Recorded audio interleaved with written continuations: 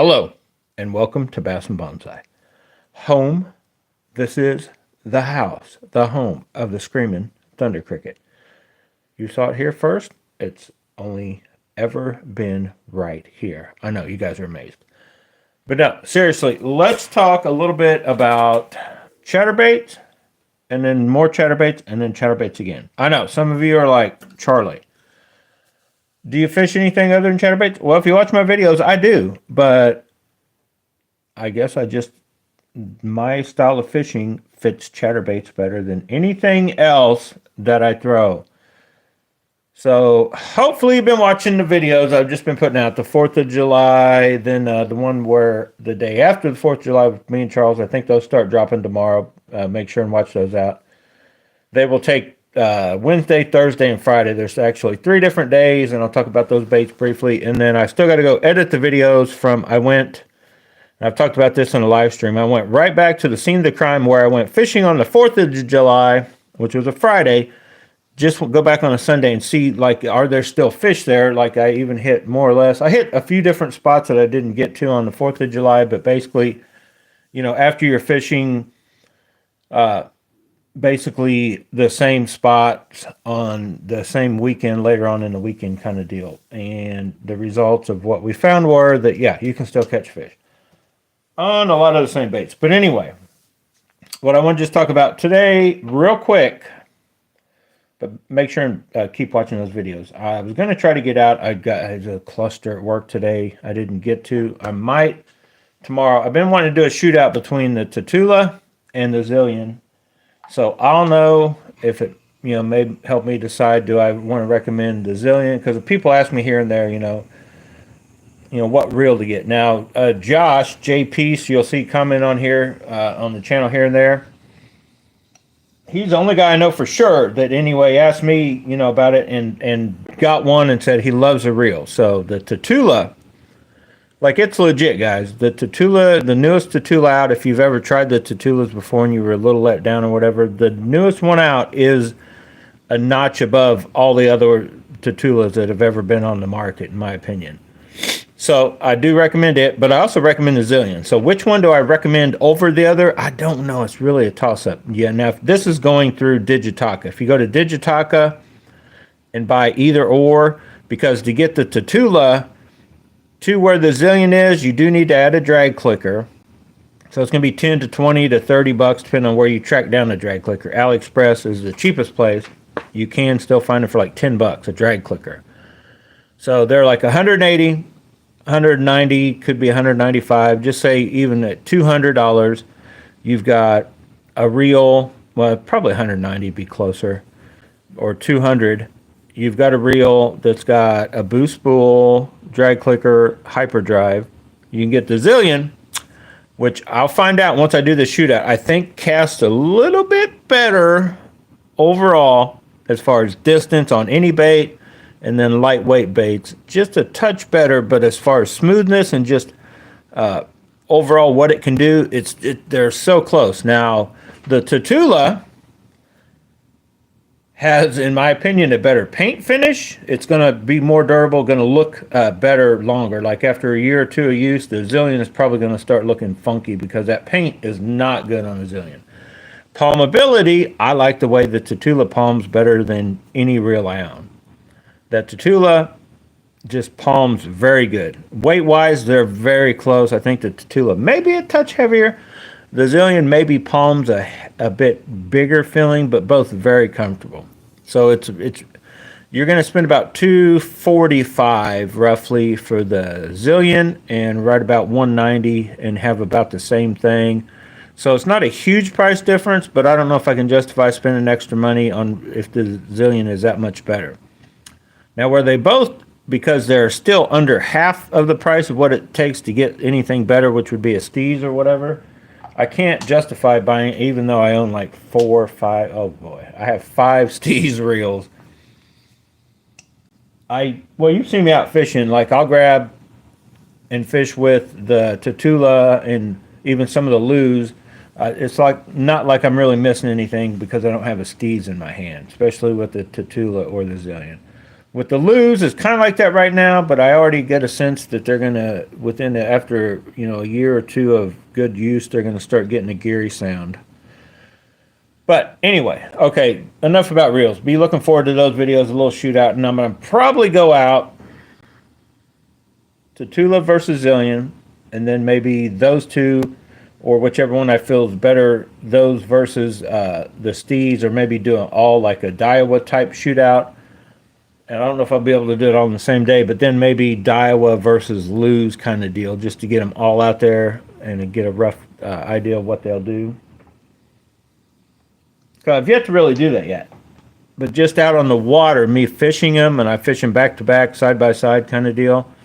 The Lose, most of them, I feel like they have about the same cast, ease of casting, other than, and it's hard to explain. So it's just like some days I feel like the Lose are going good, but more often than not, those may be the ones that I never really dig backlashes out. It just kind of gets caught, like the braid kind of catches itself because it starts to where it would normally backlash if you're dealing with mono or fluoro, but braid kind of catches itself, and then you just kind of pick out this littlest thing that's not even really a true, like, it's definitely not a bird's nest, not really even a backlash. You just get it out and go.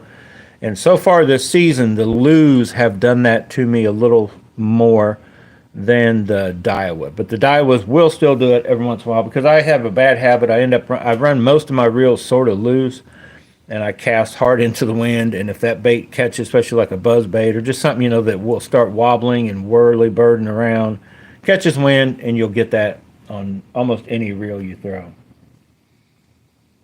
Even with a DC reel, if you've got it set kind of loose. So anyway, be looking forward to those videos. So let's jump down to these baits. We've got not a new Sheriff. We had a new little baby. We had a little baby Thunder Cricket. We actually had 3. One brand new. The others kind of conversion. They were kind of converts. So this was the one. Let's go through the story of this little dude. That is our newest little baby to the bunch. This started out with this skirt as their version of like a spot remover, but I tried to make it more like a Z-Man type spot remover. So we took off the mouse skirt, put on the spot remover skirt on this guy, and I left it, so far I'm leaving it in a 5/8. So that's not a Screaming Thunder Cricket. And there's what it originally looks like. So we turned this one into a Screaming Thunder Cricket, a little bit lighter than 5/8, but heavier than ½ ounce. It just kind of the average grass I end up, especially in the summertime, that you want to get down and in, but you don't want to get dug into too bad. These work pretty good. So this color I haven't thrown a ton of. It's kind of a sort of a take on the Bee Height Delight. So I need to get it out on the water. Might need to take that head and make it all the way kind of green, just to take off some of the white. I tried doing that's the main reason I turned it into a Screaming Thunder Cricket was I could take some of the white off the belly of that. But anyway, that was one of the newest ones. Then I took just a regular, the mouse. I had a little white to the belly and lightened it up, turned it into also a Screaming Thunder Cricket. See the difference? It's not a ton of weight off, but it is enough to, it does change how you can fish it, how fast you have to go through grass in certain depths. But the main one we did, because we'll go through our other Thunder Cricket, the Screaming Thunder Crickets. They're getting a little to the point of being worn out. So there's this guy that we used the same skirt, the Dirty Jigs too. But our main dude, here's the OG. This is the first one you've seen in all of the first videos that has gotten chewed. Like he's already, I literally bought the whole bundle of these, so I ended up with $5 each in the Dirty Dozen, right? I got a Dirty Dozen for $60, $5 each. Put a dollar skirt on him, dremeled that down, painted basically a mouth and a tongue on the dude, and I just popped in my head Screaming Thunder Cricket. And that dude went on a tear, so I figured I better at least copy it in case I lose it. And this one I tried to roughly make a... I've never painted my fingernail, so dealing with fingernail polish, I tried to paint bonsai on there, and the SAI got jacked on the end. And then I wanted another one just with slightly different That's just the bluegrass skirt. Slightly different bluegilly type color. So then on the new one, new and improved, that's the bluegill 2. I did move the mouth up a little bit. It makes him look a little bit friendlier. Didn't really change anything. The weight, I guess, definitely it would be moved more off the front, put it more towards the back. Probably doesn't matter. I tried to put our B&B on this one just so we would know. Got a little bit of gold, a little hit right on the blade. Probably didn't do anything. But I wanted to at least have a few in case I get out there, because I throw these in the nastiest of places. It's a good possibility you may never see these again once I get out and go fishing. Or these for that matter. But these definitely what I will try different ones, and I've tried these half-ounce ones here and there. My old standby black and blue gold blade is definitely not my color of choice this year. This color is just, I guess, too much for them most places I fish. But what I want to do now, here's the thing. When I first made one of these, a cricket does not come to mind. What actually comes to mind, probably in that dude I just made, if anything, a turtle pops in my head more than anything. That looks kind of like a turtle's face. So I was literally popped in my head like, man, it would be cool to do like a little Teenage Mutant Ninja Turtle color scheme on 4 of them, right? You know, Donatello, Michelangelo, Raphael, and whatever, all the different, you know, colors of some sort. But then that also made me go, well, you know what? Some of these Screaming Thunder crickets we've made were literally out of a bait called mouse.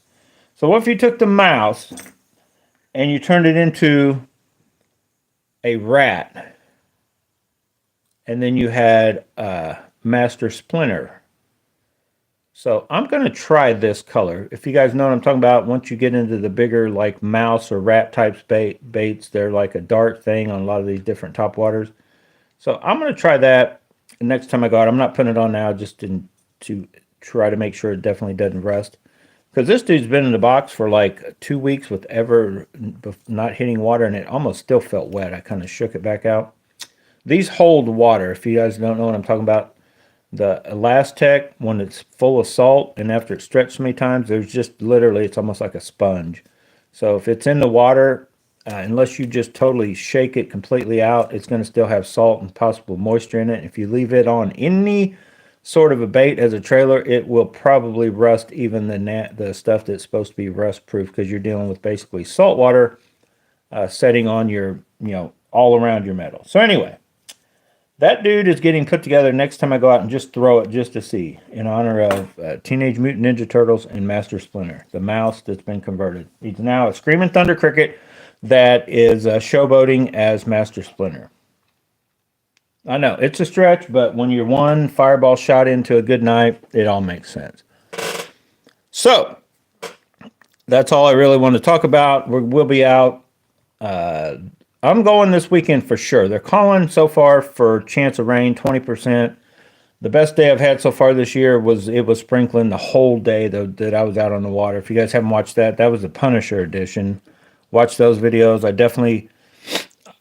I've caught bigger fish than I did that day, but the majority of the bites, the topwater, and then also on chatterbaits, they were just hitting that day. So make sure and watch those videos if you haven't.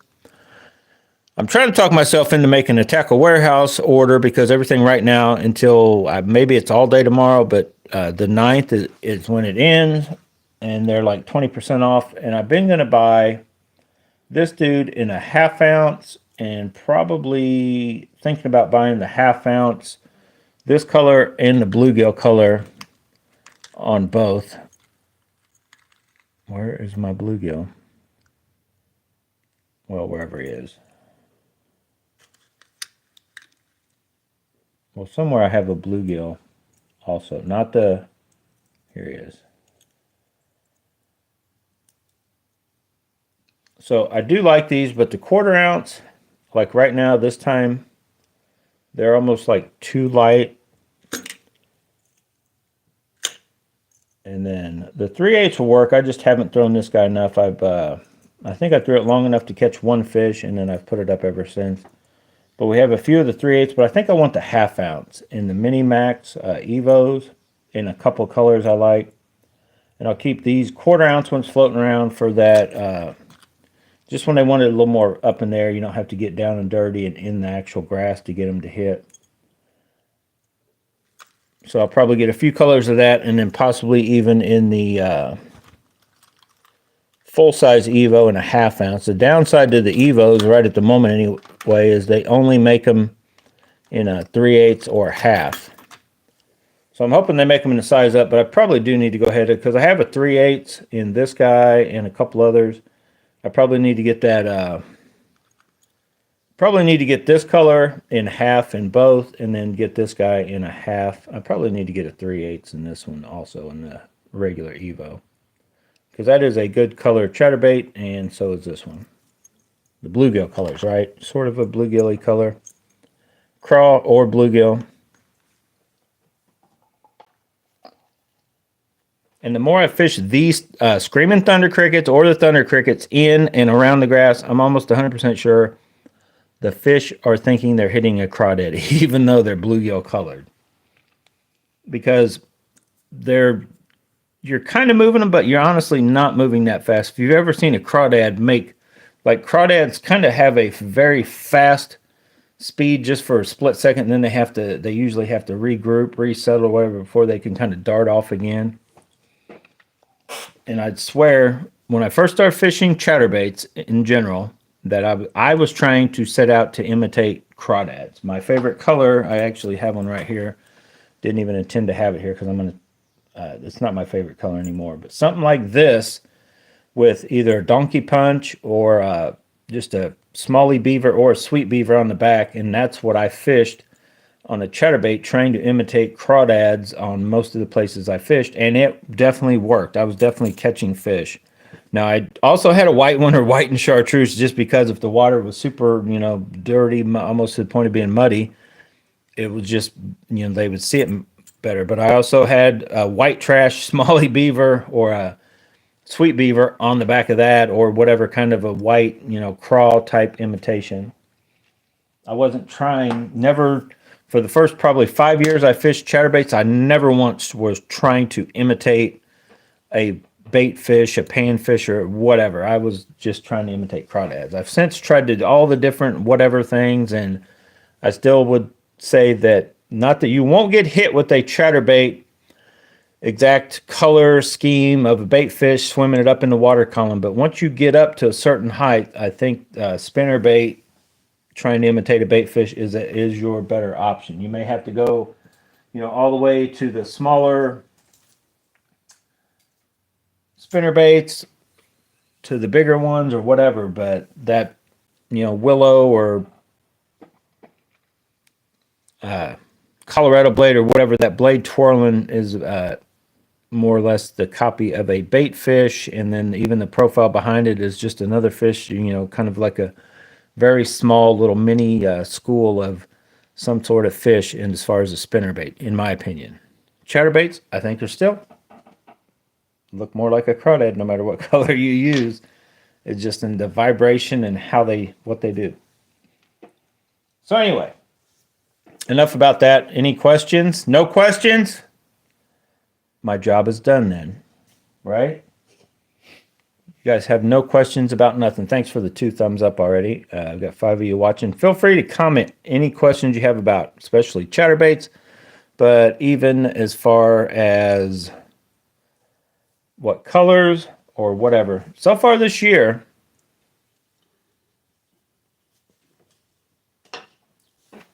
we got on a crazy little hit.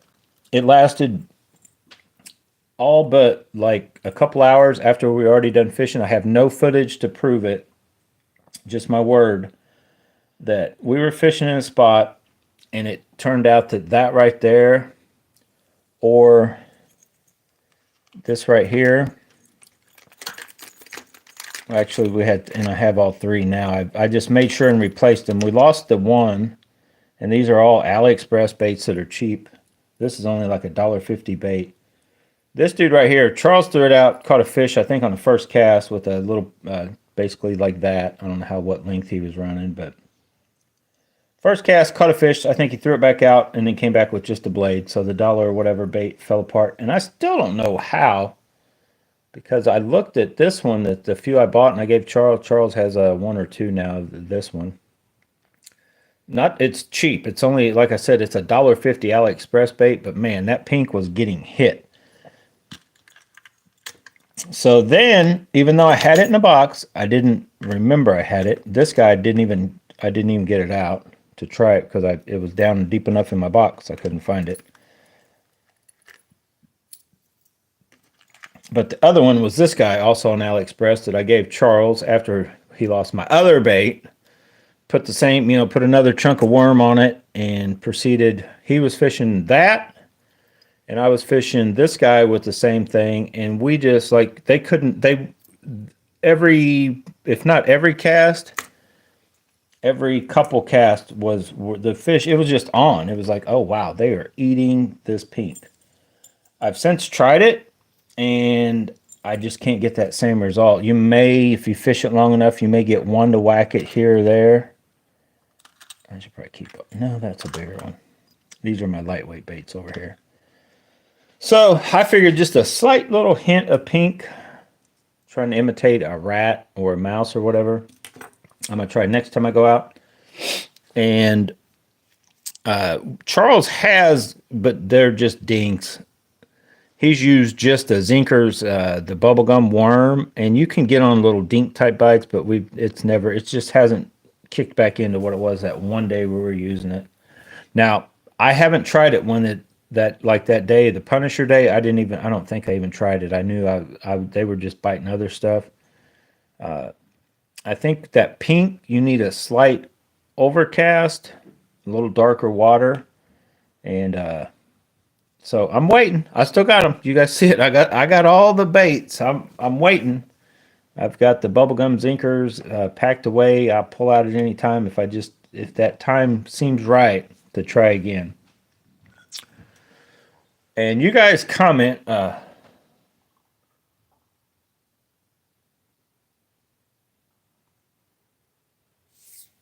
Yeah, the bluegill color, it looks all right. I don't know, the bottom of it is kind of iffy to me anyway, isn't it? Like a slightly orange and a white or clear looking, like speckled thing. I mean, it should work, but my preference, if you haven't watched those videos, we did basically a shootout between several different bluegill colors. Now, this one's off Z-Man. I have not actually tried this one other than on the baits it comes on, which is the custom Z-Man bait. I cut that one down. But this one I pulled off the 1/4 ounce because I didn't like the 1/4 ounce. I'm going to use it on probably one of the Screaming Thunder Crickets when those are totally toast. I need to actually throw these in my box. I'll do that right now. But that's the Old School Guild Do It molds. When I went out and tested them, that one beat all the others. It was just the brightest for that day with that purple flashing in it. That one just, like, you could tell they were hitting it over all the other bluegills, but I haven't really been able to since repeat that again, just like the pink that. This color looks fairly good though. A lot of times you need a little bit of each. You need almost just a complete green pumpkin. You need something with a little bit of blue, maybe a touch orange, and then you need, more of a, something like this with some orange and some blue, more, not quite half and half, but close to it. And then sometimes you just need that brighter one. If you have like those 3 or 4, and it's mainly visibility as far as water clarity compared to how bright the sky is, kind of thing. I just hold my baits out. Like if it's starting to get a little overcast, it's weird how you almost see these certain colors start to glow under certain lighting. And that's, some people, or I used to think like maybe that's the time you don't want to throw them because maybe they're too gaudy, right? They stick out too much. But actually, that's probably the time that I've usually found now is when you want to throw them. They just have more drawing power when it's that little, I call it like that, either the magic hour or witching hour. If you guys ever watched that, what's the dragon movie with Matthew McConaughey? But anyway, it's just that certain lighting. That time, it could be early morning, late evening, or just overcast. The storm's coming.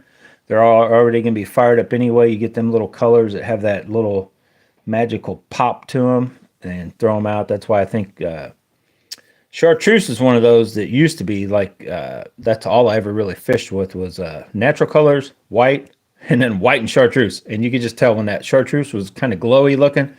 That's normally when it would work. But yeah, no problem. But yeah, if I had like the ones that I have that, well, I guess I'll try to get some out where they at.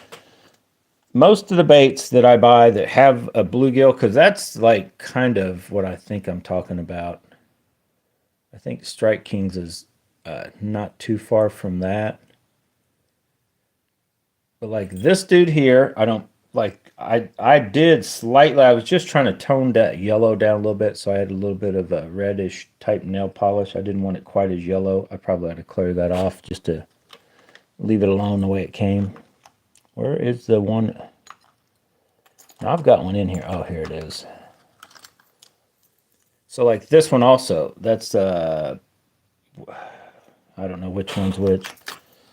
One of these is a custom and one of these is a pro. I can't remember which way they call them, but I like all of these. Like all of these, this one has a, other than that bottom yellow of the head, and it has a crazy flat head, is more of a natural bluegilly color in my opinion. And then this is that more in your face kind of bluegill and a gold blade. Now this is a 5/8 ounce. This is I think that's a half. But I don't mess with the regular bluegill colors. The only downside to, now this isn't one of them right here. To a lot of them is, now this one's not really the case.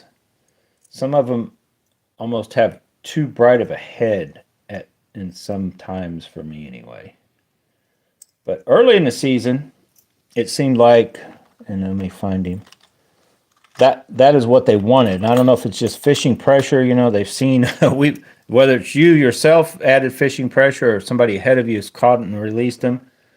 This kind of bait right here was like game on.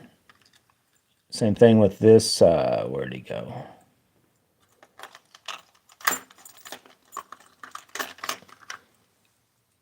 So like that color with that head, and then this color, this may be the actual bait that I was throwing that was tearing them up. But those brighter colors seemed to be the ticket and was working to get hit more. And then as we've gone on, definitely come into warmer water and summertime, and even this one wasn't doing horrible. It seems to be when you're more like these kind of baits, like especially like this one, but plus where I can throw it. So although it definitely still has some of the colors to it, it's just a more toned down version. Now, I did get out. I don't have one because I already I dismantled them and then made them into these guys. But I did go out the last time I went fishing. Me and Charles, I did a little test. I took just a straight. This is what they call blue craw. Whoa! Look out, blue craw. So there's a little bit of blue hue to it. It's got the blue, you know, that's what all these end up becoming. I threw just it with, I believe it was, I think I threw it with a few different tails. I think I started with this. I threw on, and then what I really was throwing it with, I threw the, yeah, actually, that's the exact bait. I threw these two baits. This one got bit, ripped off right off the bat, and then I rigged it with this guy. And I think that's a little too subtle for me. Like although I got one, and then I think I got bumped on the other one. I think that is just not enough. We're in, none of our water around here where we're fishing right now is very clear. If you're in super clear water, something like that may go, but I don't plan on fishing like that anymore. I will at least, and then I want to talk about another one that I changed up. You guys will like this, but I at least want to add something like this. And then I still need to cut this one down. That's like a brand new skirt. So like a Hollywood craw, or this is like the bluegrass, just to add that, crawdaddy, bluegilly colors, because almost every crawdad you go pick up, there's not just a solid color. and they're usually more than just a couple hues. There's like the multiple, shades of colors to them, and definitely bluegill. All your bluegill will have a bunch of different colors. So that dude's toast. I changed up. If you guys remember right, I made a blackened bluegill, where you call it blackened bluegill or blackened bluegill. I made that bait, but I used a brown head, and that's where I went wrong. And I had way too much material. So guess what I did? I changed it up.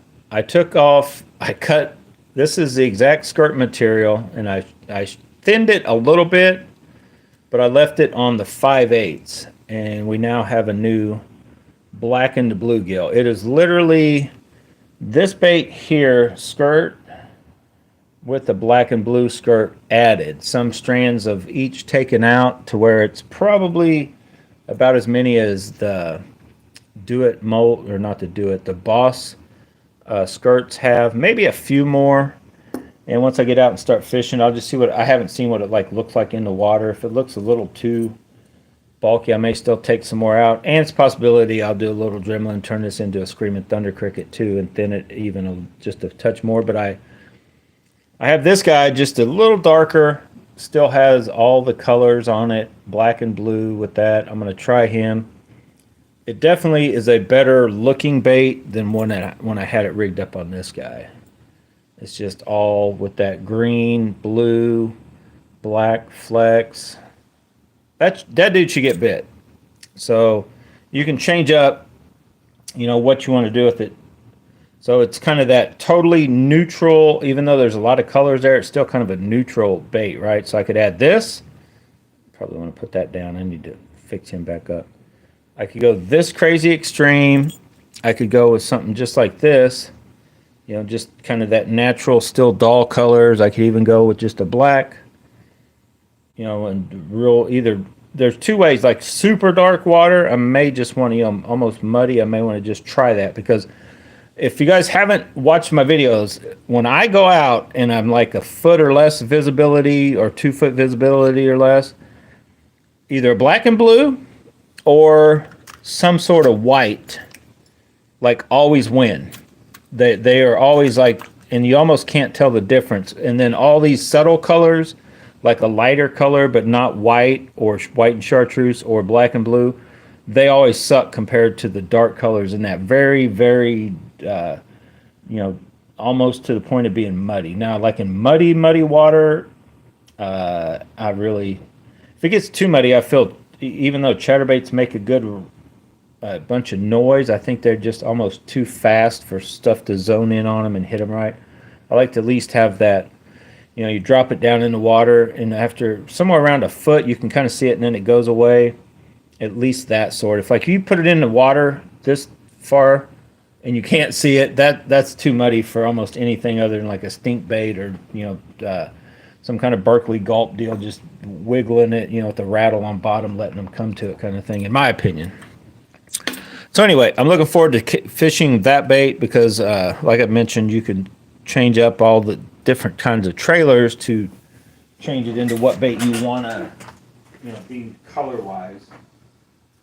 But when they come up and look at it, because I've also found, in my opinion, a lot of people will tell you black and blue on dirty water, but I like black and blue.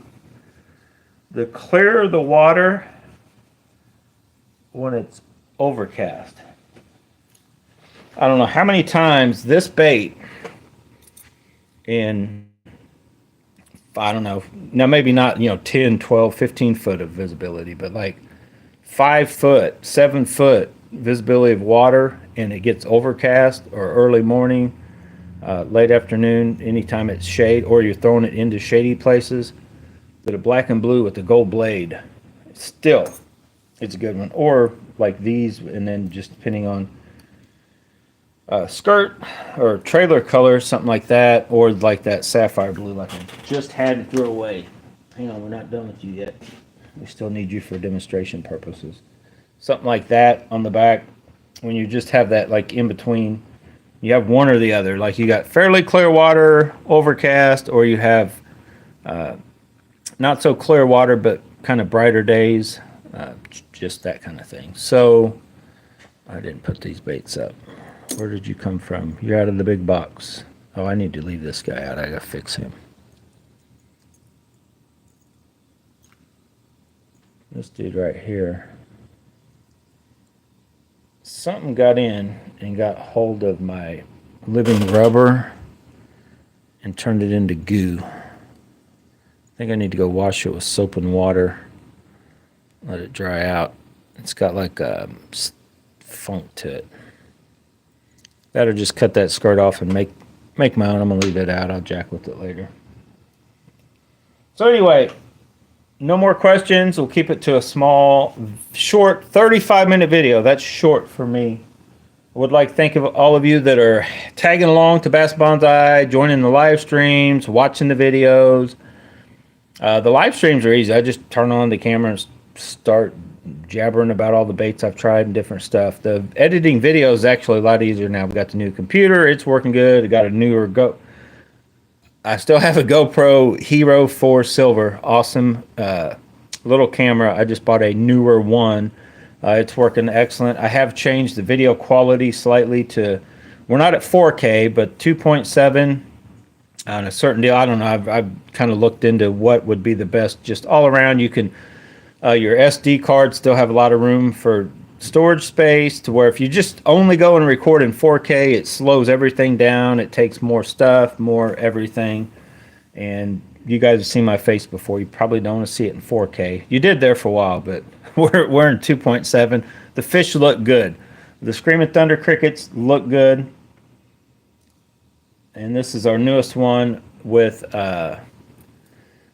all of our know-how's gone into this one. We've got the Dirty Jigs Bluegill 2. We've slightly elevated the mouth. We got the tongue perfect. Oh yeah, dude, you're going to get hit. They are going to love you. This is like that time in the original, the best Batman. Where do they get a load of me? Oh, focus. You know, me and you just aren't seeing eye to eye right now, buddy. But yeah, this little dude, the Screaming Thunder crickets, they're legit. I'm telling you guys. It's not just me going out and force feeding fish these baits. I'll go out and throw a lot of different stuff. If you don't believe me, watch the video coming out Friday. Rattle traps. Now, I don't do a lot of soft plastic stuff. I do, but I don't do. I kind of stick with the stuff I kind of know, like be it a Zinkers, baby brush hog, occasionally some sort of beaver, or a jig with something on it or whatever, but I'm not big on just having a ton of soft plastics and trying all the different ones bouncing on bottom. That's not my favorite way to fish. You'll see me doing a lot of different times, and back in the early days when I was limited to where I could fish, and it was highly pressured places, you'd see me catch a lot of fish on a Zinkers. It wasn't because I wanted to catch them that way. That's just the way it works. You guys know the deal. A Cinco style bait will catch you some fish when nothing else will, a lot of times. So stay tuned. Look forward to future videos that we're fishing everything, not just Screaming Thunder crickets, but don't be upset if we jump to those Screaming Thunder crickets and they just work. Don't be mad if you're a jackhammer fan, because I took my jackhammers out of the box. I still have the knockoffs because they're cheap.